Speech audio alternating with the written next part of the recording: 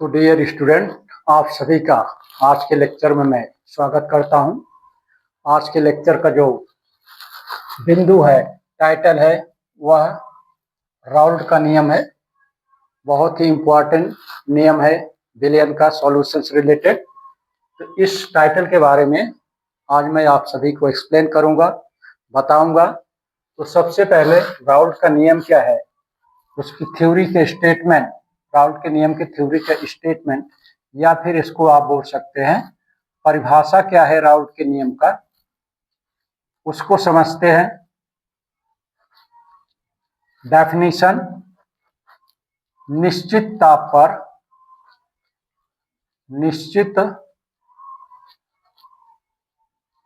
पर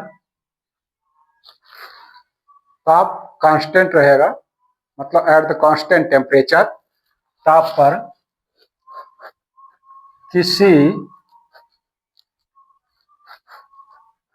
अवाष्पशील non volatile substance जैसे नमक, शुगर, ग्लूकोज, ऐसे सब्सटेंस को क्या बोला जाता है? अवाष्पशील या नॉन वोलेटाइल सब्सटेंस। अवाष्पशील विलय युक्त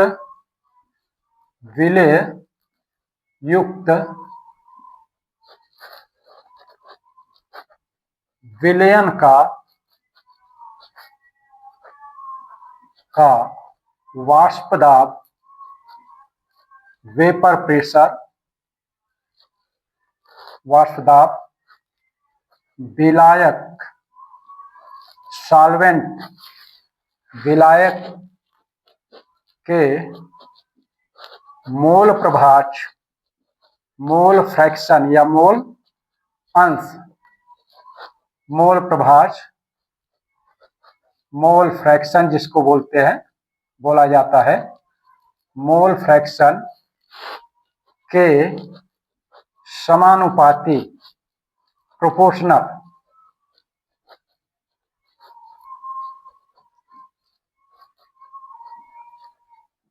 होता है। डियर स्टूडेंट, ये राउल्ट का नियम था। राउल्ट ने बताया कि निश्चित ताप पर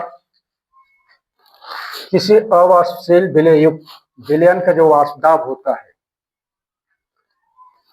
वह विलायक के मोल प्रभाज के समानुपाती होता है। यदि विलयन के वाष्प दाब को PS से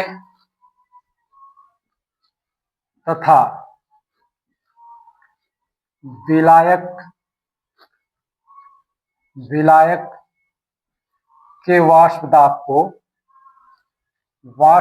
को P0 से एवं विलायक के मोल प्रभाज को विलायक के मोल प्रभाज को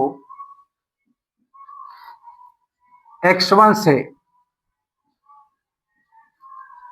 प्रदर्शित किया जाए,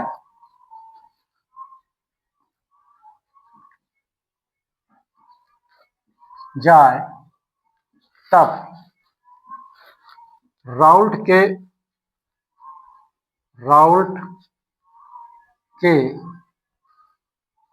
नियम से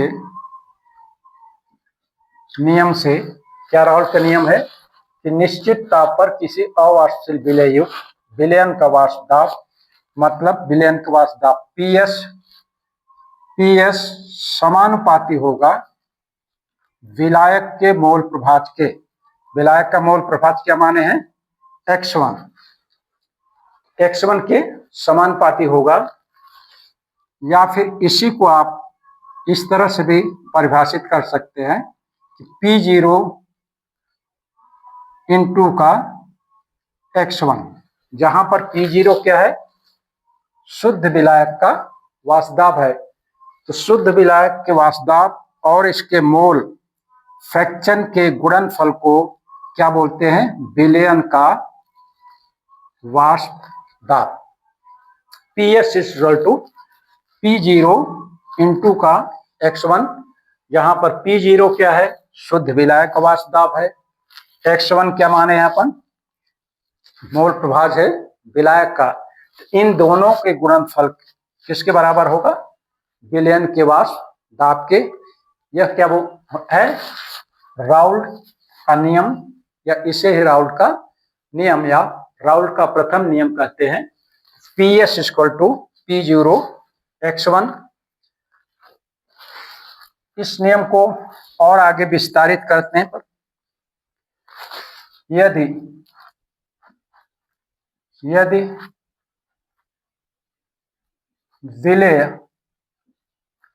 विलेय के मोलों की संख्या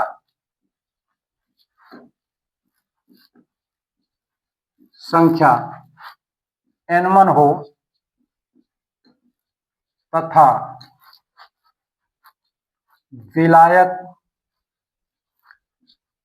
के मोलों की संख्या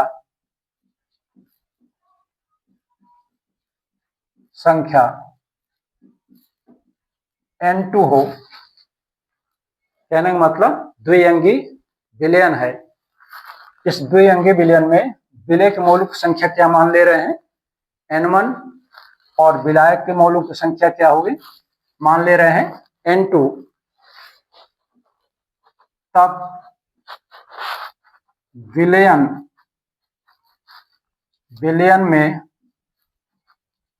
कुल मोलों की संख्या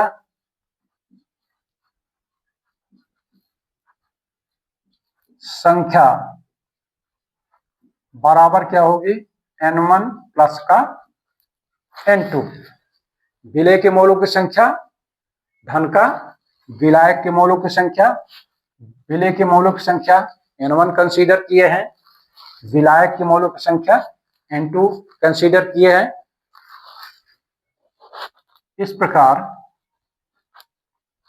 कैलकुलेट कर सकते हैं विलायक का मोल प्रभाज क्या हो जाएगा, मोल प्रभाज बराबर मोल प्रभाज X1 मान लीजिए, X1 यहाँ पर माने हैं, इसको X1 बराबर क्या हो जाएगा, N2 अपान का N1 प्लस का N2।